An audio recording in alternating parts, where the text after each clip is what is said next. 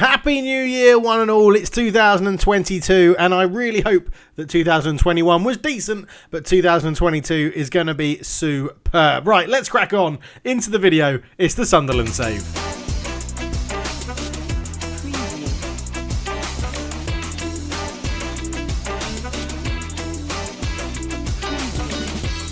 Hello and welcome back to the FM22 Sunderland save, and we're not doing too bad. I've played probably about a couple of hours of the game since the last episode was videoed. I flew to the UK, managed to avoid COVID, flew back to Singapore, and it's been not too bad, actually. I mean, the weather in Singapore has been absolutely shocking. I'm leaning this way to look out of a window that you can't see. But, yeah, it's rained for 3 days since I've been back, which is very frustrating, because I was looking forward to some sunshine and some time in the swimming pool. But unfortunately, that has not happened. But back to the game. We find ourselves solidly mid-table. Weirdly, behind Chelsea in 10th and above Leicester in 12th. Tottenham are down in 14th.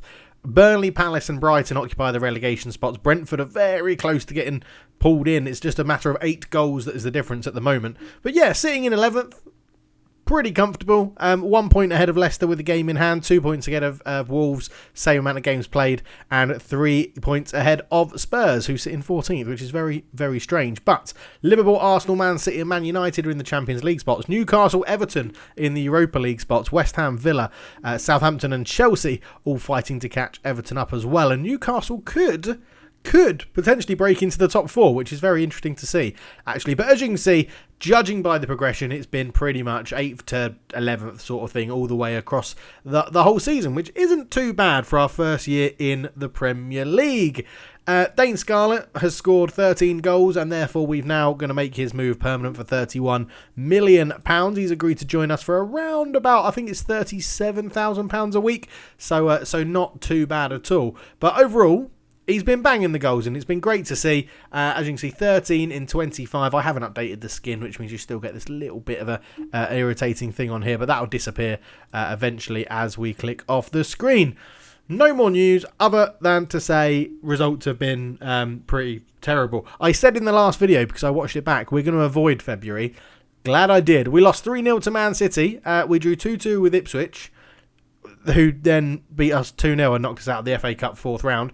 We lost 2-1 to Liverpool, and we also lost 1-0 to Chelsea. That prompted a change in tactics, so we've gone 5 at the back to try and make ourselves more defensively solid. It worked wonderfully well against Wolves. We picked up a clean sheet, scored 2 goals, and got a 2-0 win.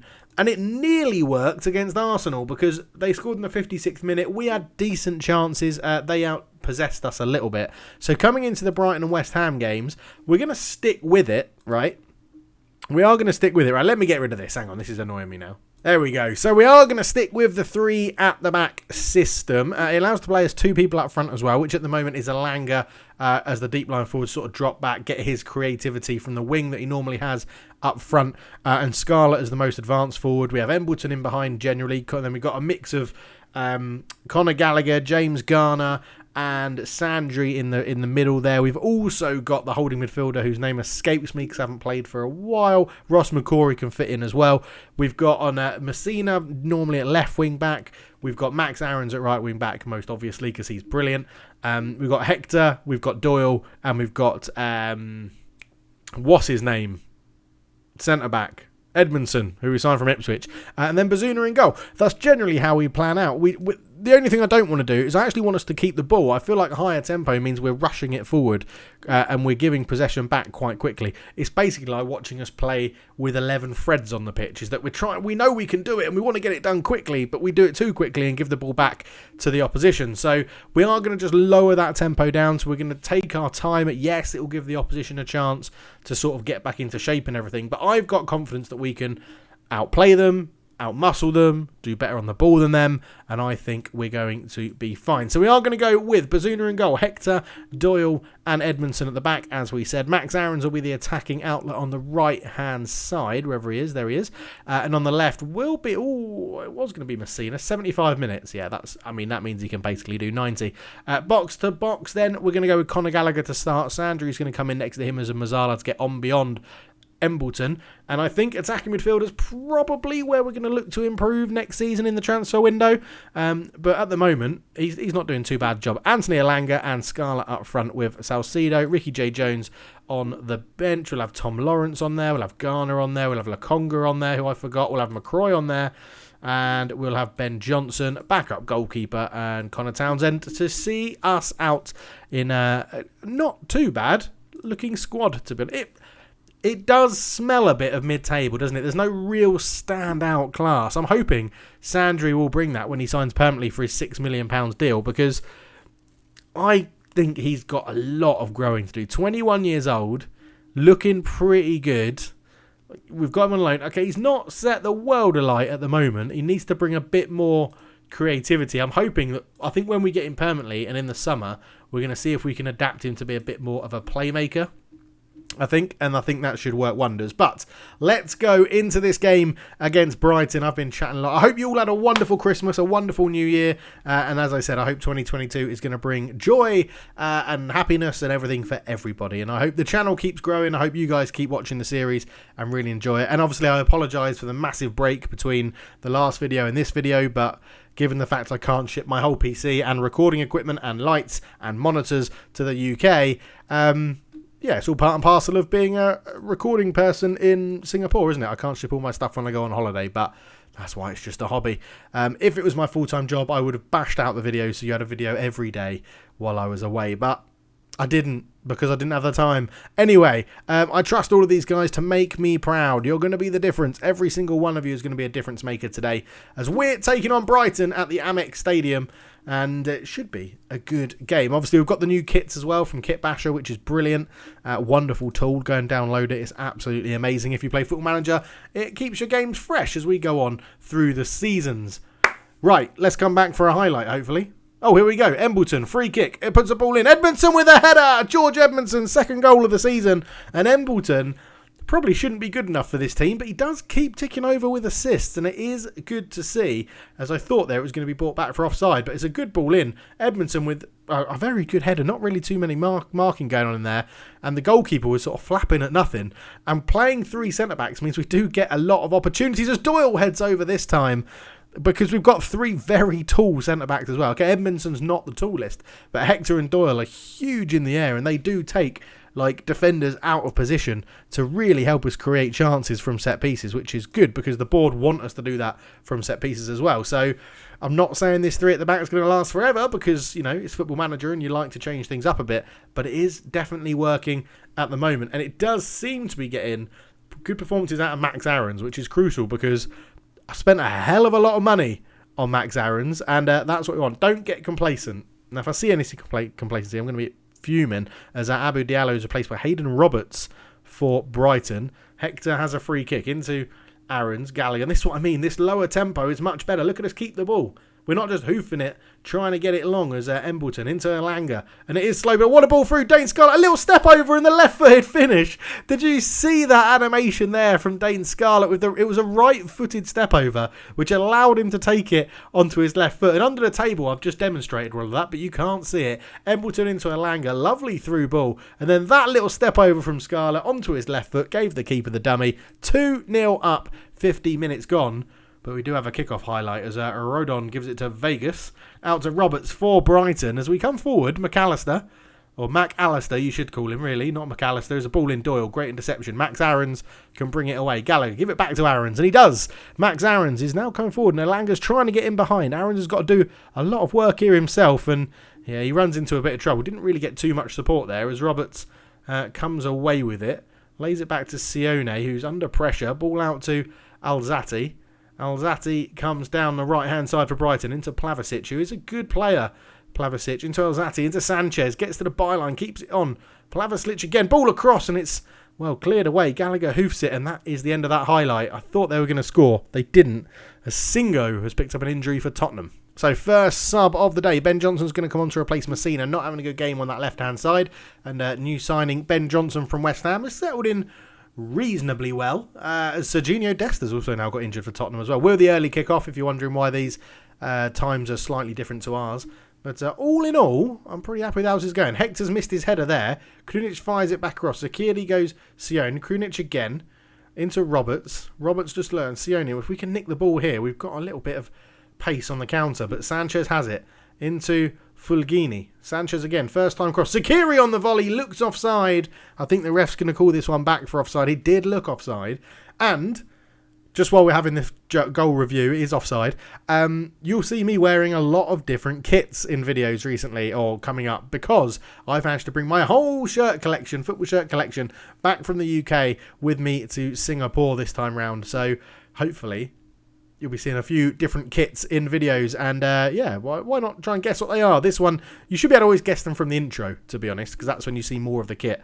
But yeah, this one. And they're always from countries I visited as well, generally. Mapai into Krunic with a header. Ooh, it just goes past the post. 5 minutes to go. We're going to get some fresh legs on in the middle. I think Sandri off for Lokonga. And we're just going to go a little bit more defensive in here. Deep line playmaker on defend will work wonderfully. Just keep that ball ticking over Lokonga. And all should be good with the world. It should be a good 2-0 win as well as we tick down into injury time. There it is. It's all over. It's a 2-0 win. And that is what you want on your return to live video recording. A very good win for us there. Right, we'll be back for the game against West Ham. See you then. So here we are then, back for the West Ham game as Leicester and Fulham are currently drawing 1-1 in their game, which is important actually because we want to have a bit of a comfort zone against Leicester. So if Fulham could get a win, that would be wonderful, wouldn't it? That would be absolutely wonderful. We're actually going to go with the same team except for Callum Doyle, who has picked up an injury, which could be ruling him out for up to 5 months. Okay, it's been changed to 7 weeks and 3 months now. It was like 12 weeks and 5 months or something. But yeah, Callum Doyle is out, which gives us a little bit of a conundrum because, well, Beck Sorensen isn't brilliant. He's been playing a couple of times, 6.55. I mean, we bought him in. There's no point in not bringing someone in if you're not going to use them, right? If you're not going to use them, you don't bring them in. So we bought in Beck Sorensen because we want to use him. So he's going to sit on that left-hand side of the back three. He's left-footed. He should love it there. He should love it. He should love it. He should have a whale of a time, hopefully. But Doyle is injured. So I think we just keep it the same other than that. That's a forced change. Hector is a little bit. He remains some way short of full fitness and should be monitored. And Beck Sorensen, again, is the same. But I think we stick with it. We stick with the lower tempo. And we go and see what we can do.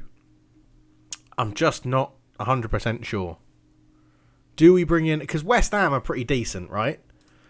West Ham are pretty decent. That West Ham are up in 7th. And it's sort of where we want to be aiming to be. They are 10 points ahead of us. I'm wondering if we're gonna change it around a little bit. We're gonna take Sandri off, Lokonga on, and just say, right, Lokonga, you're gonna sit in front. Yeah, you're not gonna push it. We're gonna have Embleton up there. We're gonna have Gallagher going box to box, and Sammy Lokonga's gonna come and take the ball off the back three. Also sit a little bit deeper and not push up so much. You're editing our team for the teams we play against, which I think is the right way to do it. We've got off our way of playing and how we want to play, which is lots of passing, slower tempo, have good build-up, get the wing-backs involved. But then we're also just editing things a little bit to deal with the opposition of how much better they are than us. Carry on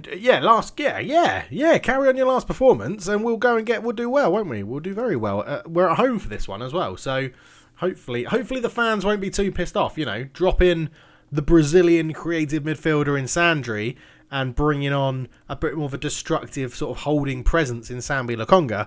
Hopefully the fans won't be too annoyed. They understand the tactical changes that are needed, especially when games are coming thick and fast towards the end of the season as well. Yeah, I feel like I would be justified in my selection. Obviously, a win is the easiest thing to justify selections, but 20 minutes in, nothing much is happening.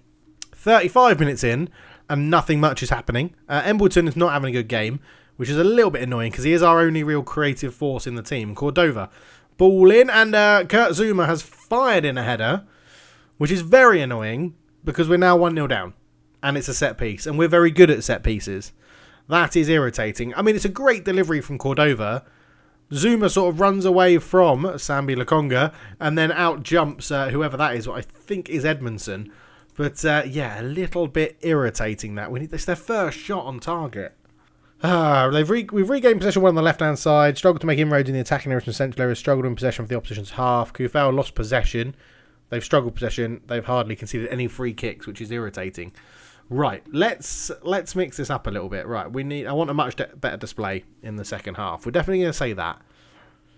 I think let's go down the right-hand side and we're going to run at them a little bit more. And we're going to play for those set pieces because we are good at them and they're not really giving them away. So I think we're going to actively look to win some more set pieces. They said they weren't doing much with Kufal, wasn't it? I mean, look how much higher. That's what I want. I want Max Aaron's getting higher. Edmonton's pushing up a bit. Madsbeck Sorensen's there. We've got Hector dropping off a little bit. I think Alanga, yeah, I mean, Embleton, I'd prefer to see Embleton sort of up in that gap. So I'm just wondering if we change you to an advanced playmaker on attack for now. Just to try and keep you up a little bit higher in front of Gallagher. Sam Lukonga's actually having a good game on a 6.8. Embleton's just not getting into the game. So we'll see if that change gives him a little bit more time on the ball. Where is Kufal playing? So Kufal's playing at right back and he's not been playing brilliantly. A 6.6, 6.4 in the middle, 6.5 on the right. So that's actually our left-hand side, isn't it? That's actually our left-hand side. So do we actually want to say don't go down the right, go down the left because that's where they've been struggling. And we'll try and overload on the right to create open space on the left. That should work. An overload on the right with Aarons, Embleton and Alanga draws their people over, which should create space for Messina to push on and Scarlett to get the ball a bit higher up. We'll try it. We will try it. I'm hoping that pushing the ball to the left-hand side won't cause issues for Messina when he's then got Ben Rama and Kufal against him on that side. But we had to make a few little tactical tweaks. We've dropped behind. I'm going to encourage them straight from the off and see if we can get into the game a little bit more. We're just sort of, it looks like two teams evening each other out and no one really taking advantage of poor play other than they've scored that one set piece. You can see we're starting to absolutely batter them. So I think with 20 minutes to go, Scarlett off, Ricky J. Jones on. We're actually going to go double change up front. Salcedo's going to come on in the deep line role as well. Conor Gallagher off. We're going to go Sandri on and say, Sandri, you're going to get above and you're going to get push on a little bit. Embleton is playing better now. He's picking up a bit more space. We've done the 3 subs. Max Aaron's not having a game. Messina is having a good game. So Aaron's now, let's try it like this then. You sit on a supporting role. You push on a little bit more in that complete wing back on attack. Do we want to sort of drift across that way? Can you play as a wide centre-back? You can a little bit. So we're going to try and drift you across. And I'm hoping it isn't that one set piece which is the difference. As Kufal has a throw, but I think this is just because we've made some subs highlight. I mean, I'm hoping they're not going to get anything out of this. Exposito, Bruno Acosta comes forward. A good rob from Scarlett. Sambi Lukonga, Gallagher, look for Messina, but because all of our players are still on the pitch, I'm going to assume this is going to end in not very much at all as it goes back to Altai in goal for West Ham. A good little bit of footwork from him. Clears it away. Hector brings this one down. He's the only person in the whole team, really, that should do massive long balls forward because he's a no-nonsense centre-back. Messina picks up a bit of space, gets to the byline. Is he going to be fouled? Is he going to win something? It's a throw-in. It's a free kick. And that will probably see the changes. Now, as Kufal's been sent off. Kufal has been sent off. So the attacking down the left probably did work. Let's demand more. Let's get up there. We'll change this to attacking. We need goals. Messina. Long throw into the box. And he's missed it. And Carter Cabral has blocked Edmondson's shot. And 14 minutes to go. Embleton with the corner. Pokes this one in. Hector's there at the near post. And it's over the bar again. Come on. 10 minutes. Really going, let's go and batter them down. Batter them. Sambi Lukonga, central midfielder on support. Mazzala on attack. We're going to go double advance forward up there as well. Try and get the ball into them. Come on. Maybe I should just now say let's get it forward a bit quicker. Higher tempo. We don't need to focus down the left anymore. They're going to sit deep, aren't they? They're going to sit really deep. Don't pass it into space. Let's keep the ball. Don't need to run at them anymore. Let's I'm happy with this. Let's push up really high. And we'll go and get that ball back. Go and get that ball back massively. Right. Loads of changes. Tactically, is it going to make a difference? I mean, we've absolutely battered them in this game. It's not. They're going to hold on, aren't they? They're going to hold on. I feel like our tactical tweaks did make a difference, but they've just about held on there. We ended in a 3-4-1-2, which is something I've never done before. But sometimes you can't win them all. You can't win them all. West Ham have done well holding on to that. They have. We should have won that match based on the chances we created. And we did create better chances than them. We really did. And Leicester and Fulham drew, so it's not all bad. Leicester don't catch us up at all. But that's not what you want. I thought the tactical changes made a difference. And I thought they were just going to give us that. As Antonio Conte has now been sacked by Leicester. As the sack races Danny Cowley and Solskjaer. Solskjaer's still in a job. And Sunderland's star in unlucky defeat. I'd agree. We had a much better XG, much more possession, many more shots. But we struggled to stay on the side when going forward, resulting in broken sequences of play. There you go. Kurt Zouma, man of the match for his goal, his winning goal. His game-winning goal. That's what I'm trying to say. Disappointing. Right, we'll be back for the end of the season, I think, because there's not too many more games to go. We're pretty safe in mid-table, and there isn't that much else to play for. So, yeah, we'll be back for the game against Tottenham, and then a little review of the season. And I really hope you're enjoying this series. You're loving it. Keep all your comments coming down below. I hope you had a good New Year. What did you get for Christmas? And I'll hope to speak to you soon. But for now, I'm out. Cheers.